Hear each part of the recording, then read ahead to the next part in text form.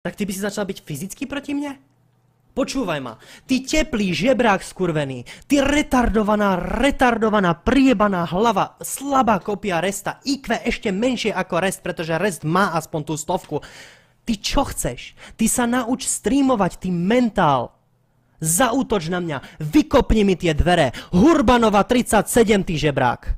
Čakám na teba a potom ti zničím život. Potom budeš streamovať, potom budeš zháňať suby na to, aby si mi platil peniaze, ty kokotko.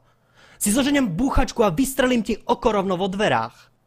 Ty koho chceš tu šikanovať? Toto není základná škola, ty idiot. Toto je reálny svet. Ty nikoho nebudeš zastrašovať na internete tým, že mám svaly, kokot. Tancujem v crossfitku, proste ty kokot, 12 hodín denne, proste tak mám svaly. Prestaň sa do mňa rýpať, prestaň ma riešiť. Ja ťa neriešim. Všetko toto, čo si počul, si vyprovokoval, lebo si to chcel počuť proste. A keď ťa to pošle do rageu, budem ťa vlastniť. Tak ako som to povedal Restovi, budem ťa vlastniť. Proste mal som problémy s Restom, ukázal mi, čo ho serie. Ja budem robiť všetky veci, čo ťa serú. A nakoniec ťa donútim prekročiť ten zákon. A potom si ťa ochočím. A potom budeš moja malá kurvička, ktorá na mňa zarába. Takže prestaň.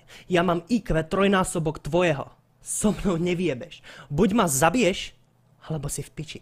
Takže poď mi po živote. Som zvedavý, ako to dopadne. Som zvedavý, kto bude nakoniec plakať, ty kokot. Emócie. Bože. Zas som sa nasral si po 3 rokoch proste na počítači. Epic. Ti jebe, ty kokot. Proste WTF, ty kokot. Takéto pičoviny ideš rozprávať na nete proste. Ťa rozjebem, spravím hento, spravím tamto. Poď. Sme zvedaví, z čoho si spravený. Chcem vidieť tie dvere rozkopnuté čoskoro. Ale ver mi, že živý z toho nevídeš proste. Živý vyjdeš. Spokojný nie. A už končím s týmto videom.